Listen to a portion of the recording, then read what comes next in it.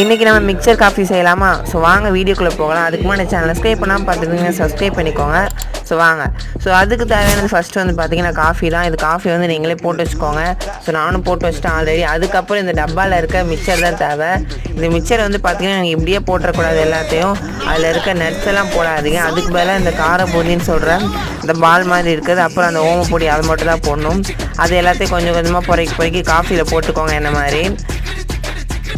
So இதே மாதிரி உங்களுக்கு எவ்வளோ தேவையோ அவ்வளோ போட்டுக்கோங்க காஃபியில். அதுக்கப்புறம் அந்த காஃபியை ஒரு 5 மினிட்ஸ் அப்படியே வச்சுட்டு வெயிட் பண்ணுங்கள். நான் வந்து அப்படியே டிவி பார்த்துட்டு கொஞ்ச நேரம் வெயிட் பண்ணிகிட்டு இருந்தேன். காஃபி ஒரு 5 மினிட்ஸ் கழிச்சு அதை குடிச்சு பார்த்தீங்கன்னா உங்களுக்கு வந்து வேறு லெவல் டேஸ்ட்டு கிடைக்கும். அதாவது அந்த அது உள்ளே இருக்க அந்த காஃபியில் இருக்கிற சாப்பிட்டிங்கனாலும் சூப்பராக இருக்கும். காஃபி குடிச்சிங்கனாலும் மசாலா காஃபி மாதிரி இருக்கும், நல்லா காரமாக சூப்பராக இருக்கும்.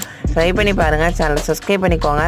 நம்ம சேனலில் நிறைய வீடியோஸ் இருக்குது. அப்புறம் இந்த ஷார்ட் ஃபிலிம் கூட இருக்குது, செக் பண்ணி பாருங்கள். உங்களுக்கு ரொம்ப போர் ஜஸ்ட் ஹேர் காட்டுற அந்த ரிலேட்டட் வீடியோ ஆப்ஷன் கிளிக் பண்ணி பாருங்கள்.